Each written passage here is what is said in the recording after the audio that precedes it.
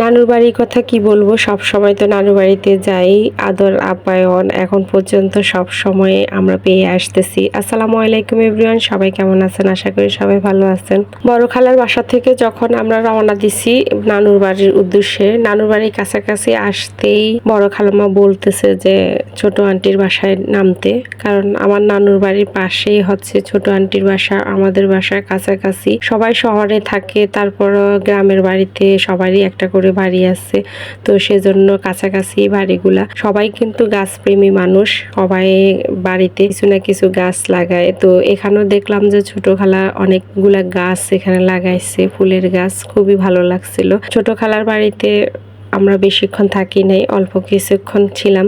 তারপর আমরা নানু বাড়িতে চলে আসলাম। নানু বাড়িতে আসার পরে খালাতো ভাই বোন সবাই মিলে অনেকগুলা ডাব পাড়ছে। তো ডাব পাড়ার সময় আমি ওখানে ছিলাম না, আমার জন্য ভিডিও করে আনছে, তো ওগুলা দিই নেই, অনেক লম্বা হয়ে যাবে সেজন্য। আর বালতি ভরে ডাব কেটে নিয়ে এসছে। তো দেখেন সবাইকে একটু একটু করে দিচ্ছে। আসলে মানুষ অনেক বেশি, এই যতটুকু পারছে ওগুলোই হবে না। কতগুলা ডাব কাটলে এতগুলা পানি হয় চিন্তা করেন। তো ওরা কিন্তু অনেকগুলা ডাবই কাটছে, প্রায় 3টা না 4টা গাছের ডাব কাটছে। তো ডাব কেটে সবাইকে দিচ্ছে, একটু একটু গরমও পড়তেছে সেজন্য। তো প্রথমে 1 কাপ করে দিয়ে যাচ্ছে, যদি না হয় সেজন্য। তো দেওয়ার পরও কিন্তু অনেক ছিল, আমরা তারপরে আবারও খেয়ে নিয়েছিলাম।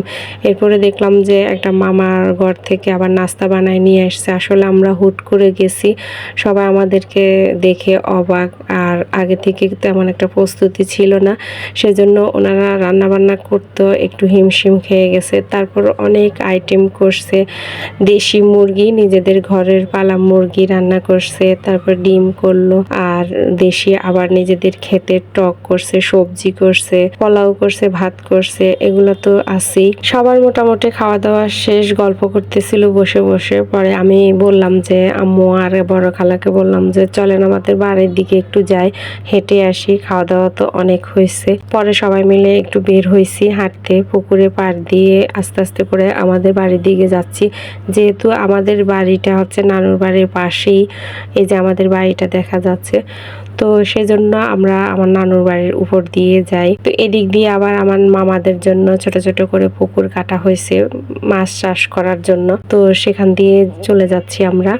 আমাদের বাড়ির আলাদা একটা রাস্তা আছে, তো সেই রাস্তা দিয়ে যাওয়া যায়, নানুর বাড়ির রাস্তা দিয়ে যাওয়া যায়। আমার নানা অনেক শখ করে আমাদেরকে এখানে বাড়ি করতে বলছে, পাশে যদি আমরা থাকি আসা যাওয়া করতে পারবে, নানা দেখতে পারবে। কিন্তু আমাদের বাড়ি কমপ্লিট হওয়ার আগেই তো আমার নানা চলে গেছে, আমাদেরকে আর সেভাবে দেখতে পারলো না। আমার নানু কিন্তু অনেক আফসোস করে, জানি না আমাদের কতটুকু স্বপ্ন পূরণ হবে। নানুও কিন্তু অনেক সময় এই আশাটা করে যাতে আমরা বাড়ির কাজটা কমপ্লিট করতে পারি, নানুও এসে আমাদের কাছে থাকতে পারে, আমাদেরকে যেন দেখতে পারে। আসলে ভাগ্য এমন অবস্থা, আসলে কাজ কমপ্লিট করা যাচ্ছে না, একটার পর একটা লেগে আছে। যাই হোক, আল্লাহ ভরসা, আল্লাহ যদি সাথে থাকে তাহলে অবশ্যই তাড়াতাড়ি কমপ্লিট হবে। তো অনেক ঘোরাঘুরি পরে সন্ধ্যায় আমার মামার বাসায়, আরেকটা মামার বাসায় এসে বসলাম। যাওয়ার পরই মামি আমাদেরকে রং চা এনে দিছে, কারণ আমি বলছি যে রং চা খাবো, চায়ের কথা বলাতে। তো চা খাওয়ার পরে আবার দেখলাম যে অনেকগুলা নাস্তা নিয়ে এসছে, তো অনেকেই ছিলাম, অনেকে আবার ছিল না। নাস্তা খেতে খেতে আবারও চা বানায় নিয়ে এসছে সবার জন্য। তো আজকের ভিডিওটা বেশি একটা বড় করব না, কারণ আমার ভয়েসটা শুনে আপনারা বুঝতে পারতেছেন যে একটু অসুস্থতা বোধ করতেছি। তো সবাই ভালো থাকবেন, আজকের মতো বিদায় নিচ্ছি। সবাইকে অনেক অনেক ধন্যবাদ। যদি ভালো লাগে অবশ্যই লাইক কমেন্ট করে পাশে থাকবেন। সবাই আমার জন্য দোয়া করবেন, সবার জন্য ভালোবাসা। আল্লাহ হাফেজ।